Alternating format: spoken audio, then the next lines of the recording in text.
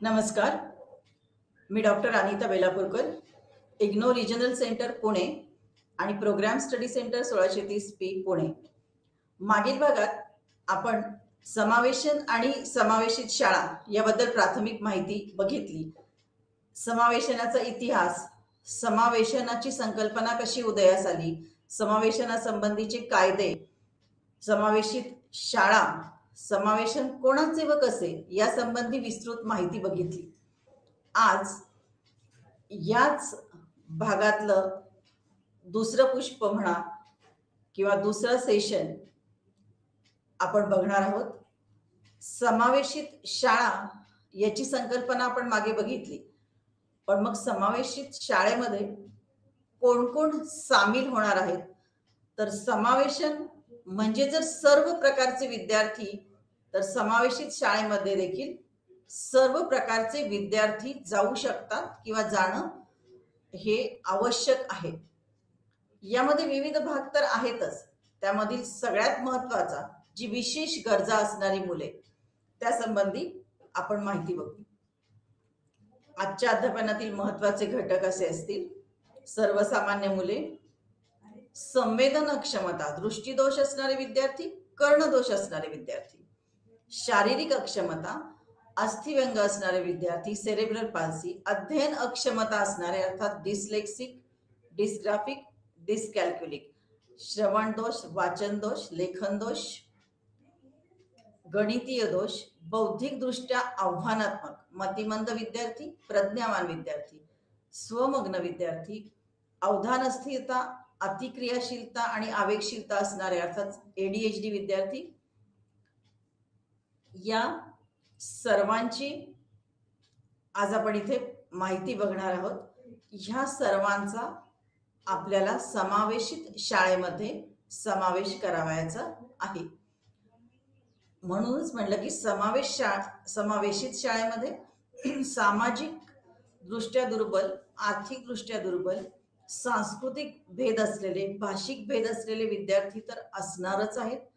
याबरोबरच सर्वसामान्य आणि हे सर्व विशेष गरजा असलेले विद्यार्थी यांचा समावेशित शाळेमध्ये समावेश असणार आहे. म्हणूनच आज आपण या महत्वाच्या घटकांविषयी अधिक विस्तृत माहिती बघू. हा झाला आपला वर्ग, सर्वसामान्य शाळेचा वर्ग, की जिथे सगळी मुलं शिक्षण घेतात. आता सर्वसामान्य शाळा असं जेव्हा आपण म्हणतो तेव्हा सर्वसामान्य मुले या शाळेत शिक्षण घेतच असतात, किंबहुना ही शाळा त्यांच्यासाठीच असते. मग ही सर्वसामान्य मुलं म्हणजे नेमकं कोण? तर ज्या मुलांचे बुद्धिगुणांक सर्वसामान्य मर्यादेमध्ये असतात. आपण जर प्रसामान्य संभाव्यता वक्र पाहिला तर जी मुले सेंट्रल किंवा मध्य जागी असतात, मध्यभागी आणि विस्तृतरित्या पसरलेली असतात, डावीकडे आणि उजवीकडे, अधिक डावीकडे नाही, अधिक उजवीकडे नाही, थोडक्यात सर्वसामान्य मर्यादेमध्ये त्यांचा बुद्धी गुणांक असतो आणि त्यांची वाढ आणि विकास योग्य त्या मापदंडानुसार होत असतो. मानसिक आणि शारीरिक विकास देखील मापदंडानुसार होतो आणि त्यांच्यामध्ये कोणत्याही प्रकारची अक्षमता नाही अशी सर्व मुले, आणि ह्या मुलांसाठीच सर्वसामान्य शाळा ज्या असतात त्यांच्यामधील भौतिक आणि मानवी संसाधने असतात, अशी मुले म्हणजे सर्वसामान्य मुले. तर ह्या सर्वसामान्य मुलांचा सर्वसामान्य शाळेमध्ये तर समावेश असतोच. त्यामुळे शाळेतील हा एक महत्वाचा घटक आहे सर्वसामान्य मुले, कारण यांच्या इतर मुलांशी असणाऱ्या वागणुकीवर देखील समावेशन कशा रीतीने होणार आहे ते अवलंबून असते. म्हणून सर्वसामान्य शाळेतला महत्वाचा घटक म्हणजेच सर्वसामान्य मुले. यानंतर आपण जे म्हटलं की विशेष गरजा असणारी मुले, तर ही विशेष गरजा असणारी मुले म्हणजे नेमकी कोण? बघा, आपल्याला इथे चित्रामध्ये एक मुलगी दिसते की जिला एकतर दिसत नाही किंवा तिचा दृष्टीदोष असल्यामुळे तिची दिसण्याची क्षमता ही अत्यंत कमी आहे. म्हणजेच संवेदन अक्षमता. संवेदन अक्षमता म्हणजे ज्या ज्ञानेंद्रियाद्वारे आपल्याला भोवतालच्या जगाची माहिती होते त्यामधली अतिशय महत्वाची ज्ञानेंद्रिय म्हणजे डोळा आणि कान. त्यामधला डोळा की ज्यामुळे आपल्याला दृष्टी प्राप्त होते, ज्यामुळे आपण चांगल्या रीतीने जग पाहू शकतो, वाचू शकतो आणि सर्व माहिती घेऊ शकतो, शिकू शकतो. थोडक्यात अध्ययन अध्यापन पद्धतीमधला महत्वाचा जो आपल्या शरीराचा घटक आहे तो म्हणजे डोळा. त्या डोळ्यांनीच किंवा त्या डोळ्यामध्येच दोष असणे की जेणेकरून आपल्याला वाचता येण्यामध्ये अडचणी येणे, दिसण्यामध्ये अडचणी येणे, असे सगळे विद्यार्थी म्हणजे दृष्टीदोष असणारे विद्यार्थी. समावेशित शाळेमध्ये आपल्याला हे विद्यार्थी देखील मिळणार आहेत. दृष्टीदोष असणारे विद्यार्थी देखील समावेशित शाळेचा घटक असणार आहे. मग कोण हे? तर पूर्णतः दृष्टीहीन म्हणजे अंध, ज्यांची जन्मताच त्यांच्यामध्ये पाहण्याची क्षमता नसते किंवा अपघातामुळे त्यांची दृष्टी गेलेली असते. आता अपघातामुळे ज्यांची दृष्टी गेलेली असते त्यांना जर आधी दृक्प्रतिमा तयार करण्याची सवय असेल तर तुम्ही त्यांना सांगून ते त्या प्रतिमा तयार करू शकतात, त्याचं आकलन करू शकतात. ऑपरेशनमुळे एखाद्या वेळेस दृष्टी गेली तरी देखील आधीच्या अनुभवावरून ते प्रतिमा तयार करू शकतात. पण जे अंध आहेत, ज्यांची दृष्टी जन्मजात त्यांच्यात पाहण्याची क्षमता नाही, अशा मुलांना आकलन क्षमता किंवा वाचणे किंवा पाहणे किंवा एखादी दृक प्रतिमा कशी तयार करते याचं कुठल्याही प्रकारचं ज्ञान नसतं. अशी सर्व मुले, याखेरीज मंददृष्टी, जी व्यक्ती दैनंदिन व्यवहार तर करू शकते, तिचं दिसण्याचं मान हे थोडंसं असतं, परंतु दृष्टीदोष म्हणजे दिसणे वाचणे या मधला जो जी दृष्टी आवश्यक असते त्या दृष्टीदोषाचं प्रमाण 40% पेक्षा अधिक असतं. त्यामुळे तिला दिसू शकतं, काही व्यवहार ती करू शकते, परंतु रस्त्यावर चालणे, रहदारीच्या रस्त्यावर रस्ता क्रॉस करणे किंवा बाहेरील जगातले व्यवहार, दैनंदिन व्यवहार करणे म्हणजे घरातल्या सगळ्या गोष्टी किंवा इतर काही, पण वाचन क्षमता हिच्यामध्ये नसते. त्यामुळे मंददृष्टी असलेली आणि अंशतः अंध, आवश्यक उपचार करून समजा डोळ्याचं ऑपरेशन करणं किंवा डोळ्याची पूर्ण चाचणी करून काही ठराविक रीतीने दृष्टी सुधारण्यासाठी उपयोग करण्यासाठी केलेल्या शस्त्रक्रिया, हे सगळे उपचार घेऊन देखील ज्यांची दृष्टी 20/70 पेक्षा कमी असते असे विद्यार्थी सुद्धा आपण दृष्टीदोष असणारे विद्यार्थी याच्यामध्ये त्यांचं गणन करणार. आणि शैक्षणिक दृष्ट्या अंध, आता इतका दृष्टीदोष नाहीये, समजा अंध नाहीये, 40% अधिक दृष्टीदोष नाहीये, 20/70 पेक्षा सुद्धा दृष्टी कमी नाहीये, दृष्टी आहे, बरेचसे व्यवहार करू शकते, परंतु वाचन करण्यास त्यांचे डोळे अक्षम असतात. त्यामुळे त्यांना वाचून सांगता येत नाही. त्यांच्यासाठी श्राव्य पद्धती किंवा ध्वनी फितींची आवश्यकता असते, त्या पुरवायला लागतात. अशा मुलांना आपण शैक्षणिक दृष्ट्या अंध असं की स्वतः त्यांना वाचून एखाद्या गोष्टीची माहिती करून घेता येत नाही, म्हणून आपण त्यांना म्हणणार आहोत शैक्षणिक दृष्ट्या अंध. तर हे सर्व विद्यार्थी आपण दृष्टीदोष असणारे विद्यार्थी या प्रकारात मोडणार आहोत आणि हा एक सर्व समावेशित किंवा समावेशित शाळेचा महत्वाचा घटक असणार आहे.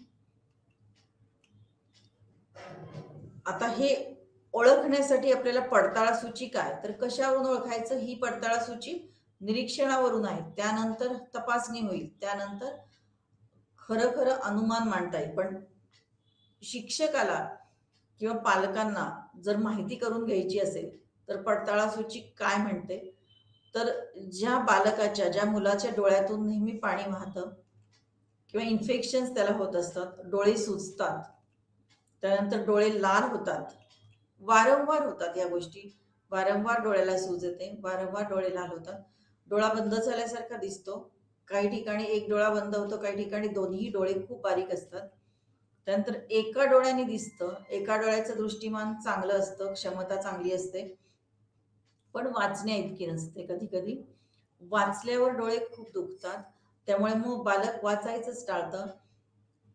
आणि मग हे जर लक्षात आलं शिक्षकाच्या किंवा पालकांच्या तर योग्य ती तपासणी केली जाऊ शकते.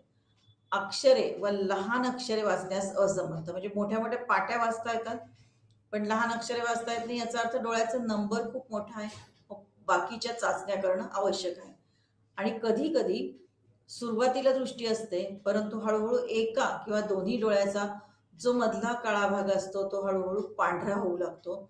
यामागे अर्थात काही शास्त्रीय कारणे आहेत, काही जैविक अनुवंशामुळे होतं, काही ॲलर्जी असल्यामुळे होतं, पण ह्या प्रकारे सुद्धा लक्षण दिसू शकतं. आणि फळ्यावरील पुसट दिसणे शाळेमधलं सगळ्यात महत्वाचं लक्षण.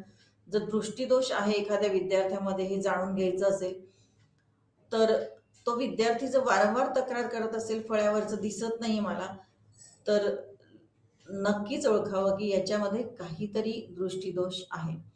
मग तो कदाचित नंबर असल्यामुळे योग्य प्रकारचा चष्मा लावून सुधारून घेता येतो, की जो सर्वसामान्य विद्यार्थ्याप्रमाणे शिक्षण घेऊ शकतो. पण त्यापेक्षा जर जास्त असेल तर मग शैक्षणिकदृष्ट्या अंध किंवा दृष्टीदोष असणारे इतर गुणधर्म त्याच्यामध्ये असायची शक्यता असते. आणि या ठराविक लक्षणांमध्ये ह्या गोष्टींचं निरीक्षण जर केलं एका शिक्षकांनी, पालकांनी किंवा जवळच्या व्यक्तींनी, तर त्या मुलामध्ये नेमकं काय आहे याची तपासणी पुढे लवकर होतं आणि दृष्टीदोषाचं निदान लवकर होऊ शकतं. त्यामुळे ही पडताळासूची लक्षात घेऊन अशा प्रकारचं निरीक्षण करणं खूप आवश्यक आहे. आता शाळेमध्ये विचार करता जर शिक्षकाला असं वाटलं की वर्गामध्ये कसं लक्ष देणार, तर ह्या विद्यार्थ्यांचं प्रमाण अतिशय कमी असतं. म्हणजे प्रत्येक वर्गात दृष्टीदोष असणारा विद्यार्थी असेलच असं नाही. त्यामुळे जर असं काही असेल तर ते तुमच्या खूप लवकर लक्षात येण्याची शक्यता असते. तर ही पडताळासूची ही प्राथमिक आहे, ज्या लक्षणांवरून तुम्हाला दृष्टीदोषाचं निदान करता येऊ शकतं. आणि डोळ्याचं इन्फेक्शन, जे मी म्हणजे डोळ्याचा संसर्ग वारंवार होणे. आता त्यांची वैशिष्ट्य काय असतात. आता दृष्टीदोष आहे असं समजलंय, शाळेमध्ये ते मूल शिकतंय किंवा शाळेमध्ये तुम्ही त्याचा समावेश केलाय, वैशिष्ट्य काय दिसून येतील आपल्याला, तर मर्यादित भाषिक विकास. अर्थातच शाळेत समावेश पण झालेला आहे, मुख्य प्रवाही शिक्षणामध्ये समावेश झालेला आहे, पण त्यांना दृक अनुभव मिळालेलाच नाहीये. त्यामुळे त्यांचा भाषिक विकास सामान्य मुलांच्या तुलनेमध्ये कमी होतो. मग इथे काय करता येईल, तर इथे त्यांना जास्तीत जास्त श्राव्य पद्धतीचा वापर, जास्तीत जास्त ऐकण्यास सांगणे, जास्तीत जास्त अशी साधनं उपलब्ध करून देणे की जेणेकरून ऐकून ऐकून सामान्य विद्यार्थ्यांशी बोलून, संभाषण करून, संप्रेषण करून तो सामान्य मुलाप्रमाणे अध्ययन करायचा प्रयत्न जरूर करेल. स्पर्श अवबोध. आता यांना दिसत नाही, त्यामुळे स्पर्श ज्ञानाच्या साहाय्याने विविध संकल्पना आत्मसात करत असतात. ती जन्मापासून करतात, जर दृष्टीदोष जन्मापासून असेल तर. आणि स्पर्श ज्ञानाच्या साहाय्याने जर विविध संकल्पना समजत असतील तर आपली ही जबाबदारी आहे की आपण त्यांना त्या संधी उपलब्ध करून देणं जरुरीचं आहे किंवा आवश्यक आहे. सामाजिक कौशल्य आत्मसात करण्यात अडचणी येणार, कारण ज्यांना पाहता येतंय, वाचता येतंय, लिहिता येतंय, दिसतंय, ऐकता येतंय, ह्या सगळ्यांचा सामाजिक विकास बरोबर होत असतं, एकमेकांशी बोलत असतात, त्यांचं संप्रेषण होत असतं, कम्युनिकेशन चांगल्या रीतीने होत असतं आणि त्यांचा विकास हा सर्वसामान्य रीतीने होत असतो. पण इथे महत्वाचा भाग दिसणे हा नसल्यामुळे किंवा हा खूप कमी प्रमाणात असल्यामुळे समायोजनात अडचणी येतात. चेहऱ्यावरील हावभावामुळे जे काही शिकलं जातं किंवा इतर वर्तनामुळे, जे आपण म्हणतो की फक्त बोलण्यातून नाही तर आपलं अवघं शरीर बोलत असतं, बॉडी लँग्वेज जे आपण म्हणतो, त्यामुळे जे शिकलं जातं, निसर्गामधल्या गोष्टींमधून जे शिकलं जातं, हे प्रमाण या विद्यार्थ्यामध्ये कमी असल्यामुळे त्यांच्या चेहऱ्यावरील हावभाव वेगळेच येतात, त्यांचं वर्तन वेगळं असतं, ते कुठेतरी वेगळीकडे पाहतात असं सर्वसामान्य लोकांना वाटतं. आणि ते वर्तन लोकांना असं काहीतरी ॲबनॉर्मल, असं काहीतरी विचित्र वाटल्यामुळे सर्वसामान्य मुलं त्यांचा सहजतेने स्वीकार करत नाही. ही ठळकपणे जाणून येणारी वैशिष्ट्ये या मुलांची असतात. मग सर्वसमावेशक शाळेमध्ये किंवा समावेशित शाळेमध्ये जर आपल्याला यांचा स्वीकार करायचा असेल किंवा यांचा समावेश करायचा असेल तर आपल्याला काय करायला लागेल त्यांच्यासाठी शैक्षणिक कार्यक्रम. तर सुरुवातीला विशेष शिक्षक, पॅराएज्युकेटर्स, शिक्षक की ज्यांनी प्रशिक्षण घेतले त्या सर्वांना हे लक्षात घेणं आवश्यक आहे की ह्या मुलांना, अर्थात पालकांचा सहभाग घेऊन त्यांना हालचालींचं प्रशिक्षण देणं आवश्यक आहे. मुक्त हालचाल करणं अशक्य असल्यामुळे हालचालींचं प्रशिक्षण देणं आवश्यक असतं, की वर्गामध्ये समजा 2 बाकांमधली जी जागा असते तिथून कसं जाणं आवश्यक आहे, त्याच्यासाठी तू कशा गोष्टी लक्षात ठेवल्या पाहिजे. अंतर, हाताने स्पर्श करून इकडे बाक लागतोय डाव्या बाजूला, उजव्या बाजूला, तर मधल्या भागातून मला कसं जायचंय, हे शाळेमध्ये झालं. शाळेत प्रवेश केल्यापासून म्हणजे शाळेच्या दारापासून अंतर किती आहे, हे सगळं त्यांना प्रशिक्षण देणं आवश्यक आहे. याच्यासाठी मार्गदर्शक व्यक्ती असणं आवश्यक आहे. सुरुवातीला लांब काठी, की ज्याच्यामुळे समोरचा अडथळा, बाजूचा अडथळा हा पटकन लक्षात येऊन त्या अडथळ्यावर धडपडून पडण्याची किंवा इजा होण्याची जी शक्यता असते ती टाळली जाते. आणि काही इलेक्ट्रिक साधने जी आपल्याला निदान करतात किंवा आपल्याला जाणून देतात की काय अडथळा आहे किंवा कशा प्रकारे हालचाल करणं आवश्यक आहे. स्मरणशक्तीचं प्रशिक्षण तर खूप आवश्यक आहे. घरामध्ये जेव्हा ते मूल असतं तेव्हा आई वडील पालक प्रशिक्षण देऊ शकतात की किती स्टेप्स, किती पायऱ्या मोजल्यानंतर, किती पावलं मोजल्यानंतर ही गोष्ट येणार आहे. तसंच जिन्याच्या पायऱ्या किती, हे कसं लक्षात ठेवायचं, कुठल्या बाजूला वळायचंय, डाव्या बाजूला वळलं की माझा वर्ग येणार आहे, उजव्या बाजूला वळलं की माझी प्रयोगशाळा असणार आहे, अजून समोर जाऊन आणखीन वळलं की माझी लायब्ररी असणार आहे, ग्रंथालय असणार आहे. त्यासाठी पावले कशी मोजायची, त्या गोष्टी लक्षात कशा ठेवायच्या. अंधुकसं दिसत असेल तर समोरच्या प्रकाशातून ज्या काही आकृत्या दिसतात तिथं अडथळा कसा आहे, हे सगळं ह्या गोष्टी लक्षात ठेवायचं, स्मरणात ठेवायचं. त्या कशा ठेवायच्या याच्यासाठी प्रशिक्षण देण्यासाठी मार्गदर्शक व्यक्ती उपलब्ध करून देणं आवश्यक आहे. अर्थात इथं जे म्हणतो आपण की हे कसं लक्षात ठेवायचं, याच्यासाठी समावेशित शाळेमध्ये एक शिक्षक किंवा विशेष शिक्षकाची आवश्यकता नाही, तर तुम्ही त्याला एक सर्वसामान्य विद्यार्थ्याचा बडी देऊन त्याद्वारे तुम्हाला हे प्रशिक्षण अतिशय चांगल्या रीतीने देता येईल आणि ते मूल सुद्धा ते उत्साहाने करेल. त्याद्वारे तर दृष्टिदोष असणाऱ्या विद्यार्थ्याला तर याचा फायदा होईलच, पण जो सर्वसामान्य विद्यार्थी आहे त्याला देखील दुसऱ्याच्या भावभावनांचा किंवा दुसऱ्याच्या अडचणी सोडवण्यासाठी आपण चांगल्या रीतीने कसे प्रयत्न करायचे याचं प्रशिक्षणच नकळत मिळतं. संवेदनांचं प्रशिक्षण देताना बहुसंवेदन साधनांचा वापर करणं अतिशय आवश्यक आहे. इथे ऑडिओ बुक्सचा वापर करा. त्याच्यानंतर संवेदनांच्या माध्यमातून शिक्षण देताना तुम्ही वेगवेगळ्या साधनांना हाताळू द्या त्यांना. ते खूप आवश्यक आहे की ते स्पर्श संवेदनातून चव संवेदन, रुची जे आपण म्हणतो, किंवा एखाद्या गोष्टीचा वास घेऊन या सर्व ज्ञानेंद्रियांचा वापर करून ज्ञान चांगल्या रीतीने घेऊ शकेल. स्पर्शातून एखाद्या गोष्टीची माहिती घेणं, चव घेऊन एखाद्या गोष्टीची माहिती घेणं, वासाद्वारे एखाद्या गोष्टीची माहिती घेणं. आपण असं म्हणतो की जेव्हा एखादं ज्ञानेंद्रिय कमकुवत असतं तेव्हा त्या व्यक्तीमध्ये बाकीची सर्व ज्ञानेंद्रिय अतिशय चांगल्या रीतीने किंवा सर्वसामान्य व्यक्तीच्या पेक्षा जास्त क्षमतेने काम करतात किंवा ते उपजतच ज्ञान त्यांना असतं. आणि याच्यात जर प्रशिक्षण शाळेमध्ये मिळालं तर ते अतिशय चांगल्या रीतीने अध्यापन करू शकतात. विविध साधनांचा उपयोग तर अतिशय आवश्यक आहे. यामध्ये तुम्ही हे वाचू शकाल किंवा तुम्ही विविध पुस्तकांमध्ये किंवा चित्राद्वारे माहिती घेऊ शकाल. अशा विद्यार्थ्यांना आपण लेखन पाटी देऊ शकतो, ब्रेल पुस्तकं उपलब्ध करून देऊ शकतो.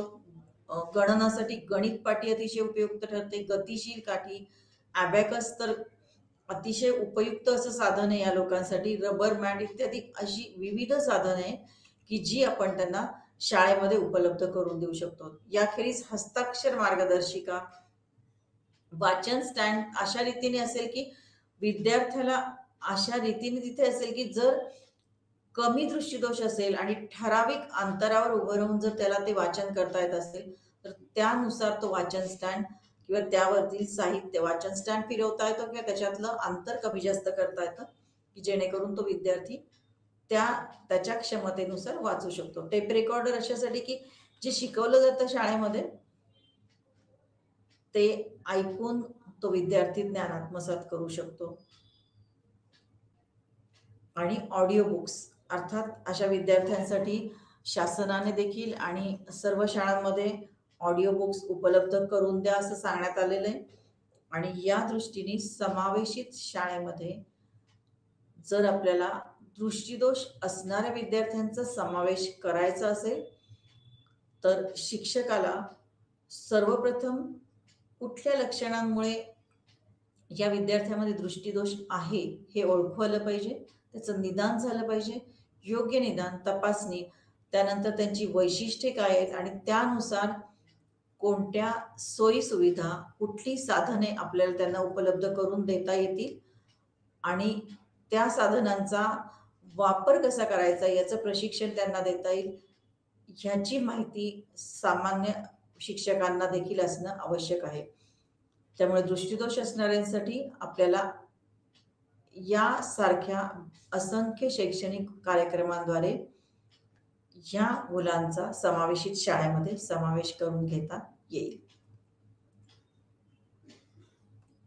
यानंतर विचार केला संवेदनक्षमतांचा, तर सर्वात प्रामुख्याने आहे कर्णदोष असणारे विद्यार्थी. दृष्टिदोष आणि कर्णदोष हे असे दोष आहेत किंवा अशा अक्षमता आहेत की ज्यामुळे भोवतालच्या परिसराचं ज्ञान किंवा अध्ययन करणे यामध्ये विद्यार्थ्यांना असंख्य अडथळे येतात. आता कोण हे कर्णदोष असणारे विद्यार्थी? तर ज्या व्यक्तींचा चांगल्या कानातील श्रवण ऱ्हास 60 डेसिबल किंवा त्यापेक्षा अधिक असतो अशी व्यक्ती कर्णबधीर असते.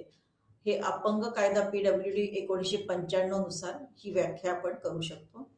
श्रवण दोषाचं वर्गीकरण वर्ल्ड हेल्थ ऑर्गनायझेशननी असं केलेलं आहे की 0 ते 25 डेसिबल जे आपण श्रवण क्षमता मोजण्याचं किंवा त्याचं मापन करण्याचं जे एकक आहे डेसिबल, 60 डेसिबल किंवा त्यापेक्षा अधिक श्रवण ऱ्हास असं आपण म्हटलं.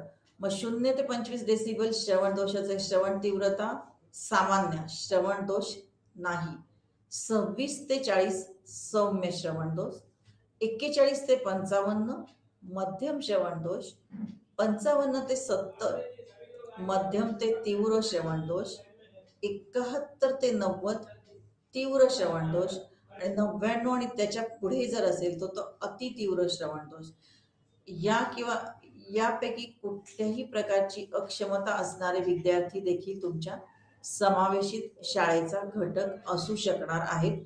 समावेशित शाळा कायदा किंवा आपण जो म्हणतो सॅलेमॅन्का स्टेटमेंट ज्याबद्दल आपण माहिती पाहिली त्यानुसार आपला देश देखील, आपल्या देशातील सर्व शाळा समावेशित शाळा आहेत आणि शाळांमध्ये सर्व प्रकारचे विद्यार्थ्यांना प्रवेश देणं बंधनकारक आहे. त्यामुळे आपल्याला ह्या सर्व विद्यार्थ्यांची माहिती असणं एक शिक्षक म्हणून अतिशय आवश्यक ठरतं.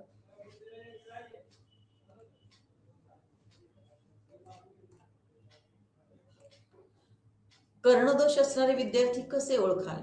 तर सामान्य जी सारखी तक्रार पालकांना येत असेल त्या बालकाची की कान सतत दुखतो, सर्दीमुळे ऐकू कमी येतं, सर्दी झाली की कमी होतं ऐकणं, तर असं म्हटलं जातं की सर्दी आहे राहू दे होईल नंतर कमी, पण ते वाढत जातं. कधी कधी कान सुजतो आणि खाजवतो, थोडक्यात कानामध्ये संसर्ग होतो, कान फुटतो, मोठ्याने बोलले तरच ऐकू येतं. लहान मुलापासून हे लक्षात येतं, कधी कधी लहान मुलं आपण साधी चुटकी वाजवलं तरी आपल्याकडे बघत नाही.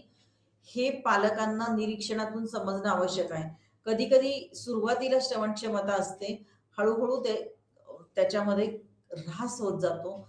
हे शिक्षकाला किंवा आसपासच्या विद्यार्थ्यांना देखील जाणून येऊ शकतं या ठराविक लक्षणांमुळे. ऐकण्यासाठी काय एक कान पुढे करणं, कारण ऐकू नसेल तर आपण कान देऊन ऐकतो असं जे म्हणतो त्यानुसार वर्तन करणं. भरभर बोललं तर काहीच न समजणं, कारण ऐकू आधीच कमी येत असतं, त्याच्यात भरभर बोलण्यामुळे त्याचा अर्थ लावणं अतिशय कठीण जातं.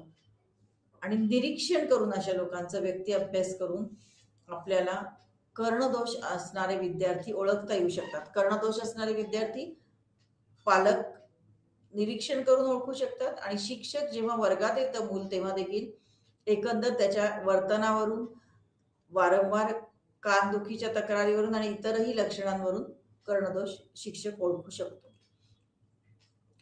आता कर्णदोष असणारे मुलं जर तुमच्या वर्गामध्ये असतील आणि त्यांचं आपल्याला समावेशन करायचंय तर समावेशित शाळेमध्ये आपल्याला काय शैक्षणिक उपक्रम त्यांच्यासाठी राबवता येतील? संप्रेषण कौशल्य विकसन, समावेशनामध्ये कर्णदोष असणाऱ्या विद्यार्थ्यांना प्रश्न असा असतो की त्यांना दिसत असतं, ओठांच्या हालचाली पाहून पाहून ते बोलायचा प्रयत्न करतात, पण ऐकू येण्याचं किंवा श्रवणाचं प्रमाण जितकं, श्रवण रास जितकं अधिक, तितकं त्यांना संभाषण क्षमता किंवा संप्रेषण कौशल्यांचं विकसन होत नाही, कारण बोलता येत नाही.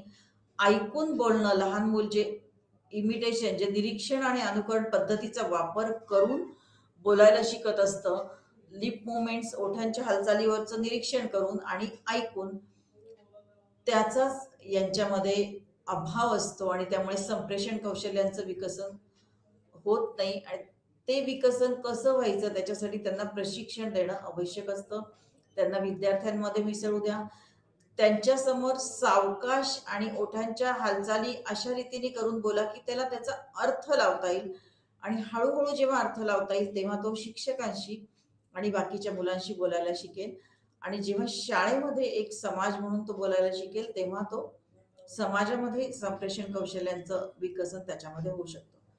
खुणांची पद्धत, जरी शिक्षक समावेशित शाळेचा असला, जरी सर्वसामान्य विद्यार्थ्यांना शिकवत असला, तरी एक खुणांची भाषा किंवा खुणांची पद्धत विकसित करणं, मौखिक पद्धत, जिथे मी म्हटलं की ओठांच्या हालचालीवरून समजून घेण्याची जी पद्धत असते ती विकसित करणं आवश्यक आहे. त्यांचा भाषेचा विकास होण्यासाठी त्यांना जास्तीत जास्त चित्रे आणि लिपी याचा वापर करून त्यांच्याशी वारंवार बोलून, की जेणेकरून त्याच ओठांच्या हालचाली आणि तसेच आविर्भाव यावरून तो शब्दांचा अर्थ लावायला शिकेल. ज्यांना थोडंफार ऐकू येतं त्यांच्याशी अधिकाधिक बोलून त्यांच्यातील संप्रेषण कौशल्यांचं विकसन अधिकाधिक होऊ शकतं. त्यानंतर त्यांचा बौद्धिक विकास करण्यासाठी अर्थातच जेव्हा तुम्ही त्यांच्या पद्धतीनुसार त्यांना अध्यापन पद्धतींचा वापर कराल, तेव्हा जेव्हा त्यांना या सगळ्या माध्यमाद्वारे अध्ययन होऊ शकेल किंवा ज्ञान होऊ शकेल किंवा आकलन होऊ शकेल एखाद्या गोष्टीचं, तेव्हा त्यांचा बौद्धिक विकास होऊ शकेल. विविध अध्यापन पद्धतींचा वापर, की कर्णदोष असणाऱ्या मुलांसाठीच्या ज्या विविध अध्यापन पद्धती आहेत त्यांचा वापर करणं, त्यांचा अधिकाधिक वापर करणं अतिशय आवश्यक ठरतं. आणि याखेरीज शैक्षणिक साधनांचा वापर तर अत्यावश्यक ठरतो. श्रवण यंत्र, त्याच्या श्रवण ऱ्हासानुसार त्याला उपलब्ध करून देणं, समूह श्रवण यंत्राचा वापर, वाचा सुधार यंत्राचा वापर, ऑडिओमीटर इत्यादी अनेक गोष्टींचा उपयोग करून समावेशित शाळेमध्ये आपल्याला कर्णबधिर किंवा कर्णदोष असणाऱ्या विद्यार्थ्यांचं यशस्वीरित्या समायोजन करता येऊ शकेल.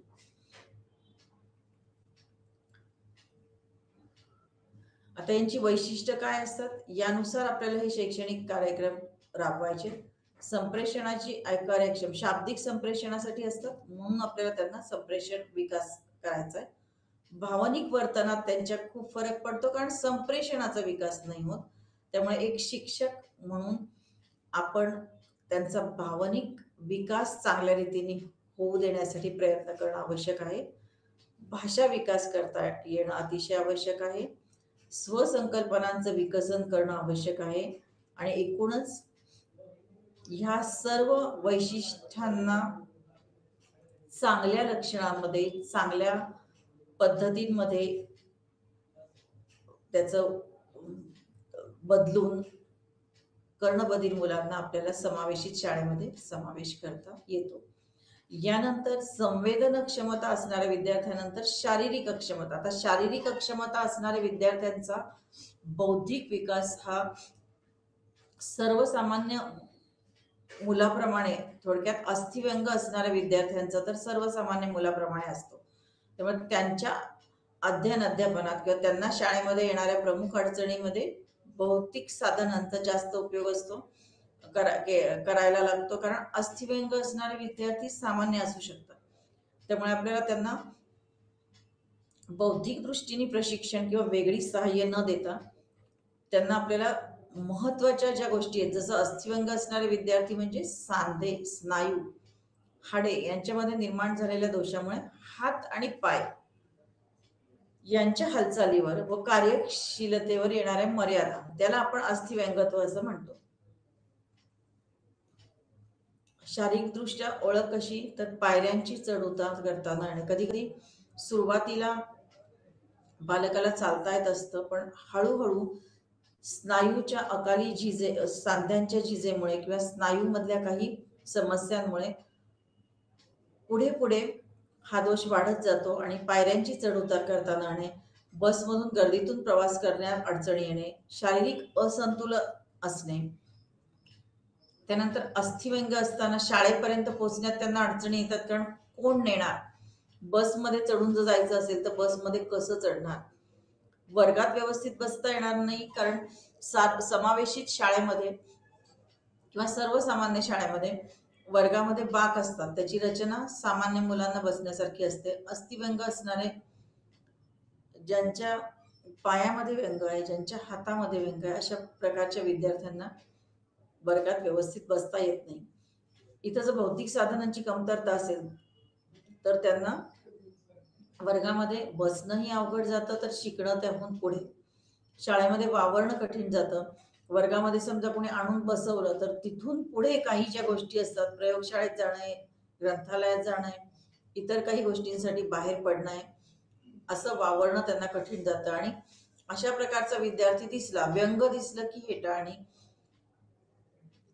हा जो सहज भाव आहे हा असतोच आणि त्यामुळे या विद्यार्थ्यांची हेटाळणी केली जाते.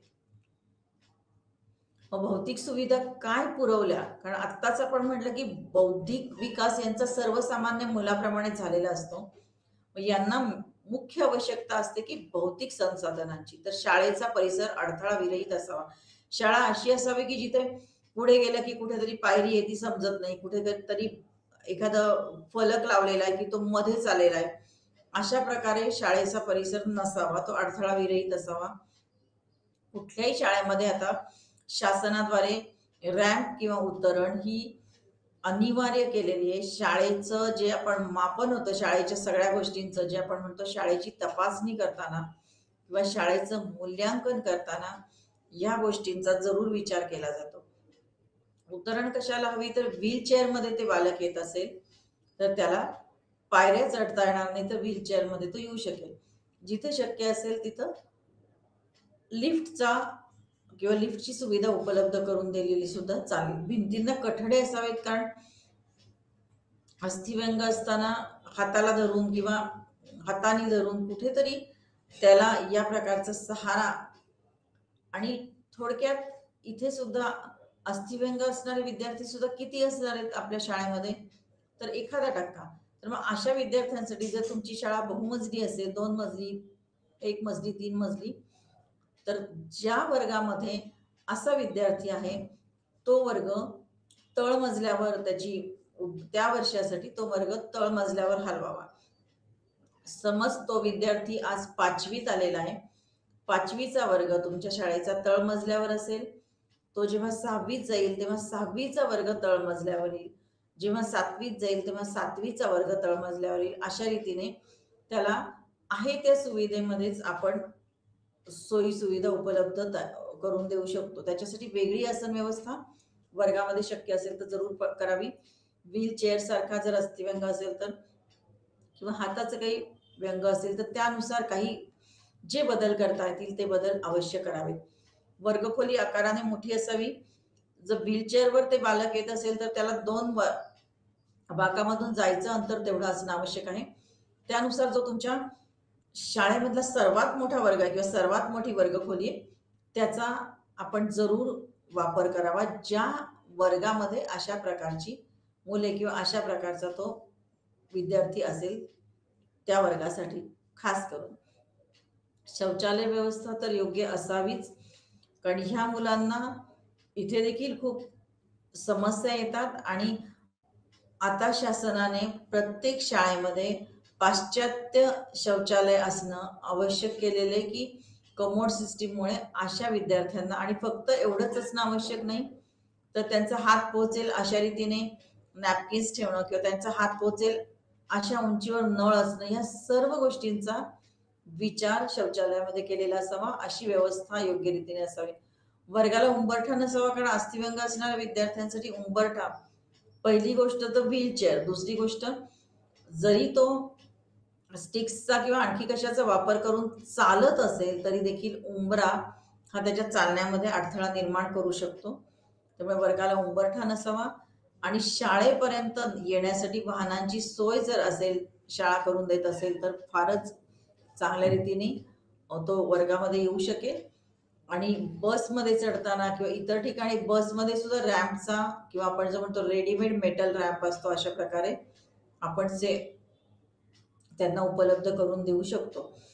थोडक्यामध्ये अस्थिव्यंग असणाऱ्या विद्यार्थ्यांचा समावेश आपल्याला जर शाळेत करायचा असेल तर या सर्व सोयी सुविधा शाळेमध्ये उपलब्ध करून देणं जास्त फायद्याचं ठरतं. आणि व्हीलचेअरवर विद्यार्थी आला, त्यांनी स्टिक्स वापरलेल्या, त्यांनी अजून काही साधनं वापरलेली, तर या सगळ्या साधनं ठेवायला त्याला आपल्या वर्गामध्ये योग्य ती जागा देखील उपलब्ध करून द्यावी. हे झालं संवेदन अक्षमता आणि शारीरिक अक्षमता.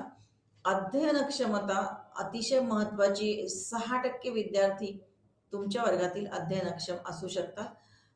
काही वेळा ती लक्षात सुद्धा येत नाही आणि वयानुसार किंवा बौद्धिक विकासानुसार ती मावळते. पण काही विद्यार्थ्यांमध्ये, काही मुलांमध्ये अध्ययन अक्षमतेचं प्रमाण जास्त असल्यामुळे तुम्हाला योग्य रीतीने त्याचे शैक्षणिक कार्यक्रम त्याच्यासाठी आयोजित करणं अतिशय आवश्यक ठरतं. आता अध्ययन क्षमता बघताना या ठराविक चित्रांवरून आपल्याला लक्षात येईल की कुठल्या प्रकारची अध्ययन क्षमता असू शकते तुमच्या वर्गामध्ये, कुठल्या प्रकारची अध्ययन अक्षम मुले असू शकतात.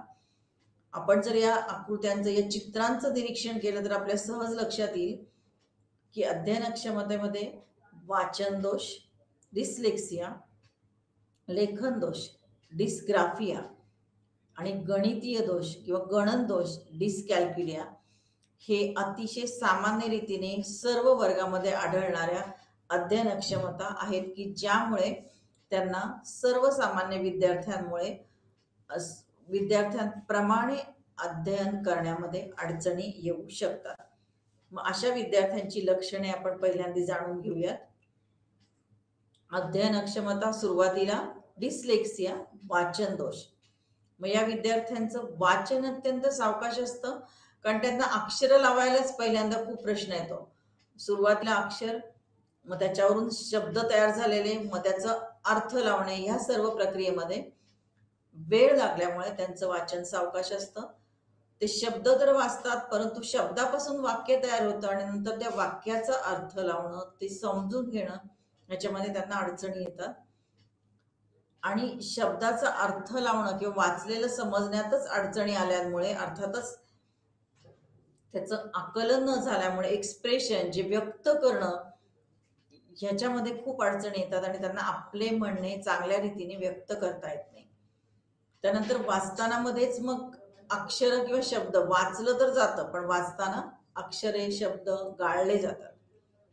सारख्या दिसणाऱ्या अक्षरांचा कायम गोंधळ होतो. बी का डी इंग्लिश अक्षरामध्ये किंवा मराठी अक्षरांमध्ये की सुद्धा जे सारखे दिसतात ते अक्षर वाचताना गोंधळ उडतो. म्हणजे थोडक्यात आपण लक्षणं जर लक्षात आली किंवा शिक्षक म्हणून समावेशित शाळेमध्ये जर आपण असू, तर ह्या गोष्टी जर कोणाच्या मध्ये आपल्याला आढळल्या एखाद्या विद्यार्थ्यामध्ये, तर जरूर निदान करणं आवश्यक आहे. त्यानंतर लेखन दोष. वर्गामध्ये असताना आपण बऱ्याचशा गोष्टी विद्यार्थ्यांना लिहायला सांगतो, तेव्हा लेखनाचा वेग या विद्यार्थ्यांचा अतिशय कमी असतो किंवा सारखं सारखं सांगतात की अजून लिहायचं राहिलंय. कधी कधी त्यांना ते पण सांगता येत नाही किंवा सांगायचं समजत नाही आणि मग त्यांची वही अपूर्ण राहते. 2 शब्द 2 अक्षर यातील अंतर अयोग्य, कसं तरी गिचमीड लिहिलं असतं. सुरुवातीला आपल्याला वाटतं की त्याचं अक्षरच चांगलं नाही, पण नंतर लक्षात येतं की त्याला लिहिण्यातच अडचणी येत आहेत. शब्दांच्या अक्षरांच्या क्रमाची अदलाबदल करणं. शब्द लिहितानाच खूप अक्षरांची अदलाबदल केली जाते आणि हा लेखन दोष जितका सिव्हिअर किंवा जितका तीव्र, तितक्या ह्या लक्षणांची तीव्रता वाढते. लिहिताना अक्षर वाढवणं, जसं वाचताना अक्षरांना गाळली जातात, तशी ते लिहिताना अक्षर वाढवणं किंवा गाळली जातात. आणि फळ्यावरचं बघून लिहिता न येणं. फळ्यावरचे थोडक्यामध्ये वाचन, लेखन हे सगळं एकत्र रीतीने येऊन त्यांना अध्ययनामध्ये अडचणी येतात. हे लक्षात घेणं खूप आवश्यक आहे की हे दोष जे सगळे आहेत ते प्राथमिक स्तरावर लक्षात आले तर त्या दृष्टीने त्या विद्यार्थ्यांना योग्य असं प्रशिक्षण देणं अतिशय सोपं पडतं. जसं जसं बालक मोठं होत जातं तसं तसं कधी कधी हे दोष निघून जातात सरावाने, किंवा कधी कधी हे दोष गंभीर स्वरूप धारण करतात आणि मग अध्ययनाच्या क्षमतेवरच खूप फरक पडतो. अक्षर सुवाच्य तर या लोकांचं असणं आवश्यक, अगदीच अशक्य असतं. त्यानंतरचा तिसरा जो आपण अध्ययन क्षमता पाहिली किंवा तिसरा जो दोष पाहिला तो गणन दोष किंवा गणितीय दोष. अर्थात गणनाशी संबंधित सगळ्या क्षमतांमध्ये यांना अडचणी येतात. थोडक्यामध्ये अधिक, वजा, किती टक्के किंवा स्वल्पविराम किंवा पूर्ण अशा चिन्हांमध्ये खूप गोंधळ उडतो की कुठलं चिन्ह कुठे वापरायचं. आता इथं तुम्हाला आठवत असेल मागच्या सेशन मध्ये सुद्धा आपण याचा उल्लेख केला होता, तारे जमीन पर, असा जर तुम्ही सिनेमा पाहिला होता त्याच्यामध्ये एक छान त्याचं इमॅजिनेशन किंवा कल्पन केलेलं आहे की तो गणिताचा पेपर लिहित असतो आणि मग ते हे गुणिले किती, ते अधिक किती, याचा इतका त्याचा गोंधळ उडतो की तो काहीतरी चुकीचं करतो आणि त्याच्या मनातली प्रोसेस काहीतरी वेगळीच चालू असते.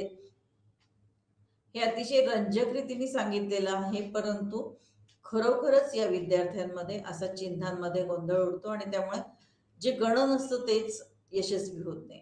अंकांची अक्षरे रूपे लिहिता येत नाही. जसं 13 लिहायचं का 31 लिहायचं, अंक मोजताना चुकतात. त्यानंतर संख्यांमधली अंकांची स्थानिक किंमत, त्याचं स्थान कुठे आहे त्या संख्येचं, याचंच आकलन होत नाही आणि त्यामुळे मग उदाहरणं सोडवण्यात अतिशय अडचणी येतात.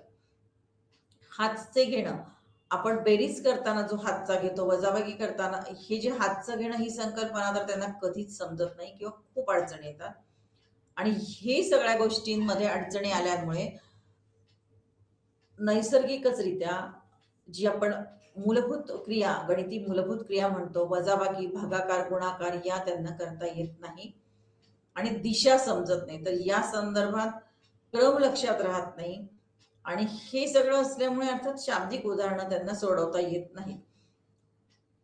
ह्या सर्व गोष्टी आपल्याला निरीक्षण करून लक्षात येतात, त्यानुसार निदान करता येते आणि त्यानुसार शैक्षणिक उपक्रम राबवले जाऊ शकतात.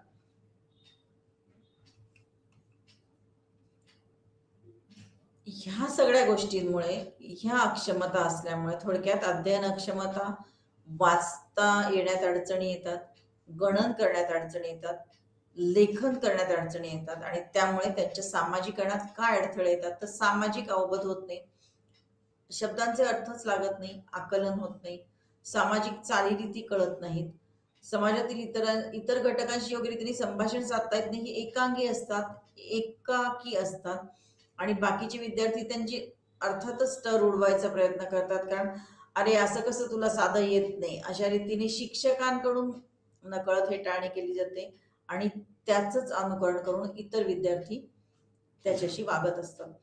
अशाब्दिक संकेतांचं आकलन होत नाही कारण त्यांना समजतच नाही की हे काय म्हणतात, दिशांचं, क्रमाचं, या सगळ्या गोष्टींचं आकलन होत नाही आणि ह्या सगळ्या गोष्टीमुळे समाजात मिसळणं अतिशय अवघड होऊन बसतं, आत्मविश्वास गमावला जातो आणि सामाजिक कौशल्यांचा विकास होत नाही. वर्तन समस्या होतात कारण हेटाळणी केली जाते, किती सहन करणार, आणि मधून कुठेतरी स्फोट होतो आणि त्याचं वर्तन अतिशय विचित्र असं वर्गामध्ये येऊ शकतं. त्यामुळे ती अतिशय चंचल आणि अस्थिर असतात कारण नेमकं काय करावं तेच त्यांना समजत नाही आणि समाजीकरणात अडथळे येतात, संप्रेषणात अडथळे येतात, दुसऱ्यांशी बोलण्यामध्ये अडथळे येतात. त्यामुळे त्यांना मित्र चेष्टा करत असल्यामुळे ही मुले एकाकी पडतात आणि त्यामुळे त्यांना इतरांचं अनुकरण करणंही जमत नाही आणि अतिशय अव्यवस्थित, कारण क्रम समजत नाही, स्वतःचा कसा व्यवस्थित कशा प्रकारे आपण स्वतः राहायचंय या संबंधी त्यांना समजत नाही आणि त्यामुळे ते गबाळे आणि अव्यवस्थित असतात. मग आता त्यांचं शिक्षण करताना आपण कुठल्या गोष्टींचा वापर करायला पाहिजे किंवा कुठल्या उपाययोजना केल्या पाहिजे याच्यामध्ये विचार करता वाचन दोष सुधारण्यासाठी, वाचन दोष आहे पण कुठल्या प्रकारचं प्रशिक्षण दिलं, कुठल्या प्रकारे सराव घेऊन घेतला की सुधारले जातील ते मुलं, तर वाचनाच्या आदर्श पद्धती मुलांना समजावून सांगाव्यात. दुसऱ्या मुलांना वाचायला सांगा, त्यांच्यासमोर स्वतः वाचा. वाचनाचं रेकॉर्डिंग करून त्या चुका लक्षात आणून द्या, की असं वाचलं म्हणजे कसं लक्षात येतंय, कसं वाचायला पाहिजे. त्याच्या स्वतःच्या चुका त्याच्या लक्षात येणं आवश्यक आहे. सुरुवातीला आपण चुका लक्षात आणून देणं आणि नंतर त्यांनीच त्याचं स्वतःचं कुठे चुकतंय हे जाणून घेणं हे पण अतिशय महत्वाचं आहे. त्यांच्या आवडीचे विषय वाचनासाठी जावेत.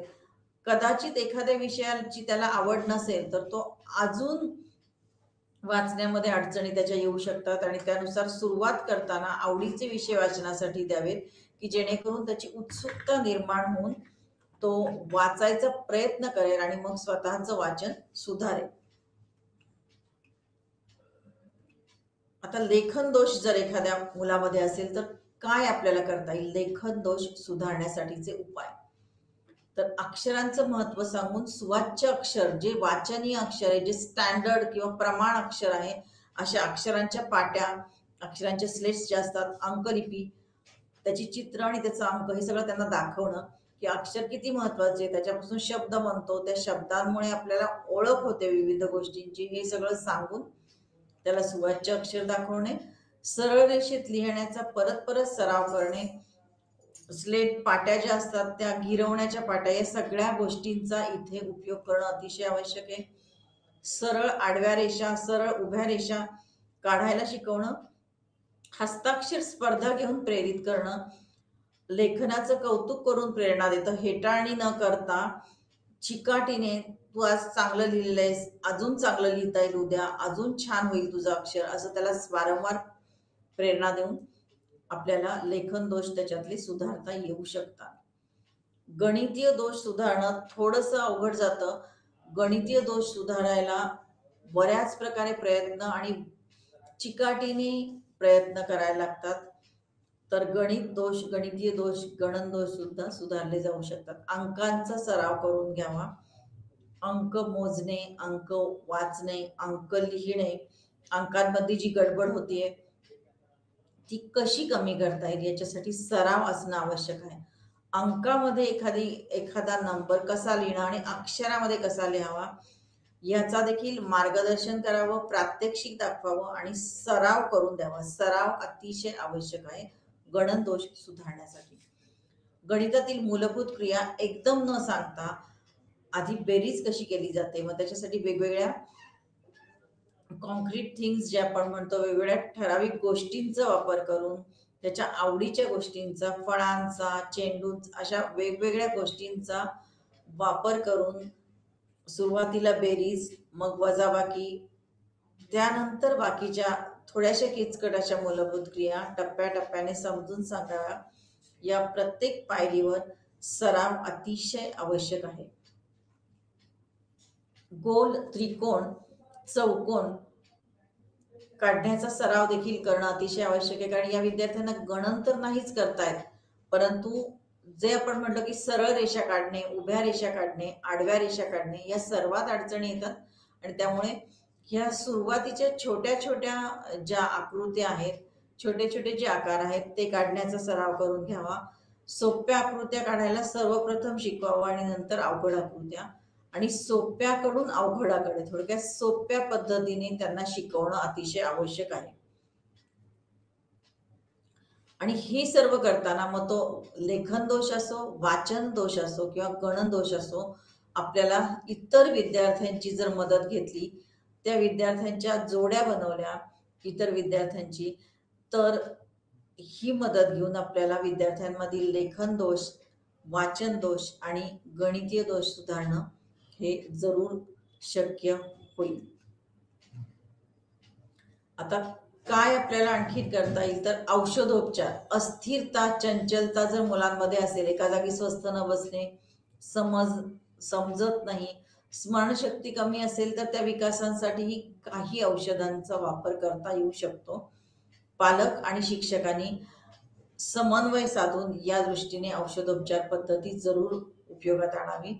वर्तनोपचार, त्याला प्रेरणा द्यावी की तू असं वागलं तर तुला काय मिळू शकतो, किंवा बक्षीस जे आपण म्हणतो पद्धती, वेगवेगळ्या थेरपींचा वापर करून त्याला अचूक वर्तन करण्यास प्रोत्साहन द्यावं की जेणेकरून त्याचं वर्तन सुधारेल.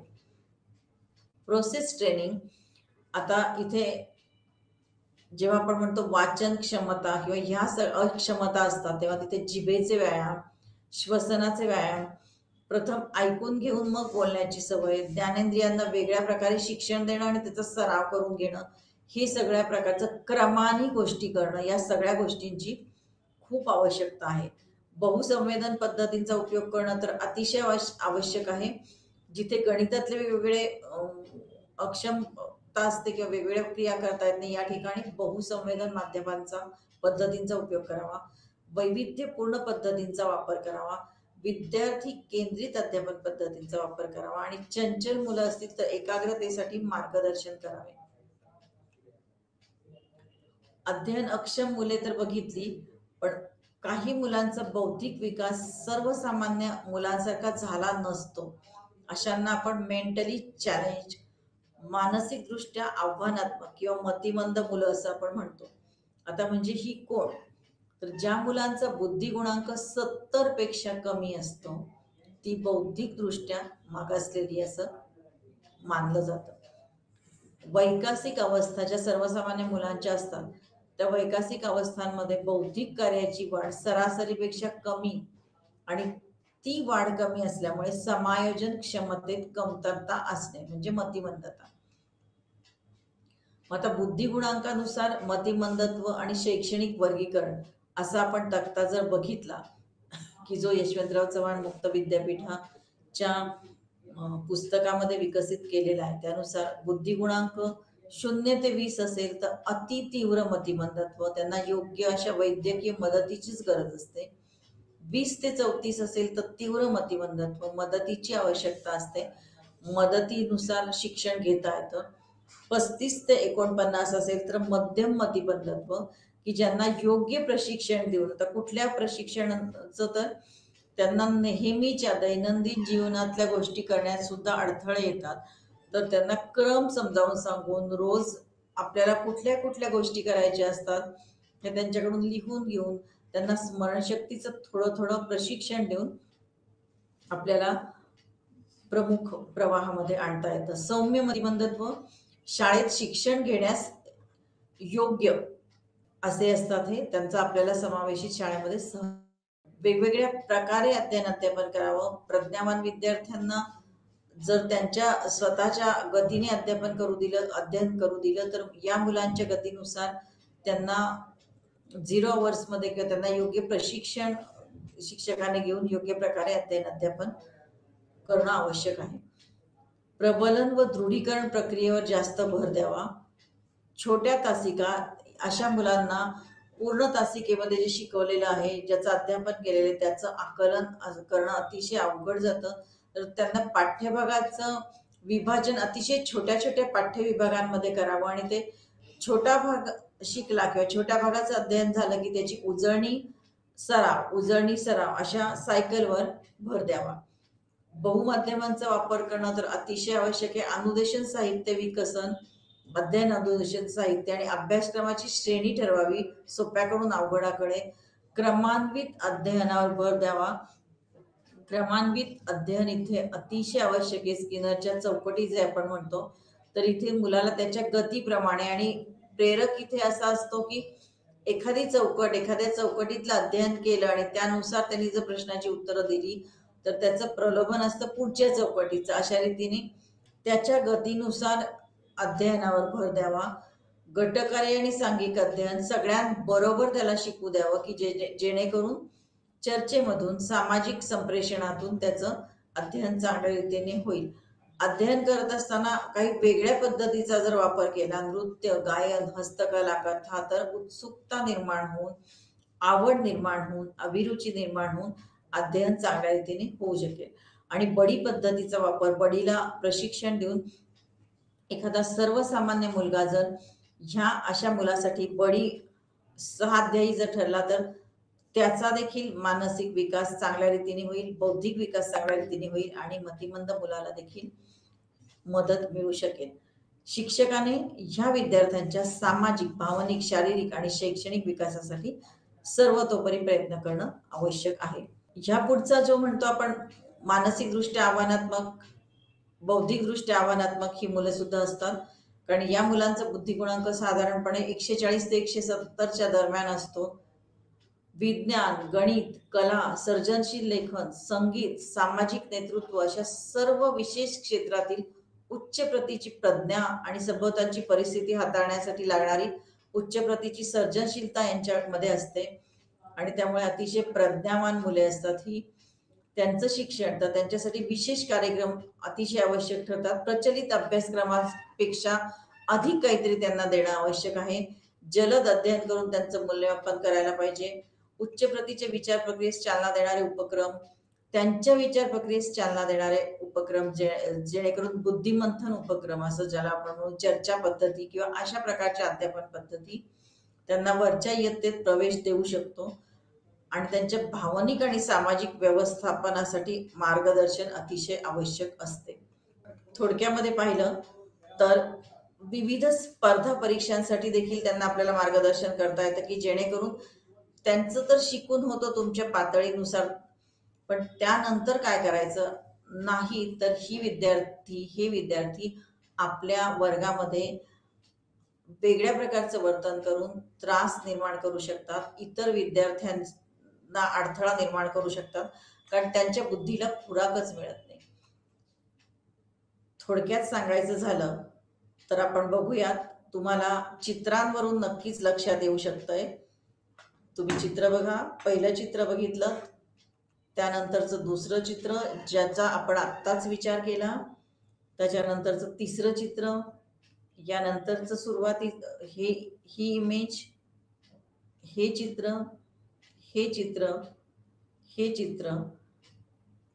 आपण हे जेव्हा बघत असतो तेव्हा समावेशित शाळेचा जेव्हा आपण विचार करत असतो तेव्हा आता परत सांगताना मी असं म्हणेन की समावेशित शाळेमध्ये आपल्याला सर्व प्रकारच्या विद्यार्थ्यांचं समावेशन करायचं आहे. हे सर्व प्रकारच्या विद्यार्थ्यांचं समावेशन करताना सुरुवातीला जे आपण म्हणालो की केवळ आणि केवळ अपंगत्व याचा आपण नाही विचार करणार आहोत, तर सर्वसामान्य मुले, त्यानंतर सामाजिकदृष्ट्या दुर्बल घटकाची मुलं, आर्थिकदृष्ट्या दुर्बल घटकातील मुलं, भाषिकदृष्ट्या भेदभाव असणारी ही सगळी जरी असली तरी ह्या सर्व विद्यार्थ्यांबरोबर विशेष गरजा असलेल्या विद्यार्थ्यांचा देखील याच्यात आपण समावेश यशस्वी रीतीने करत आहोत. चला आपण सगळे मिळून एकत्र अध्यापन आणि अध्ययन करूयात. धन्यवाद.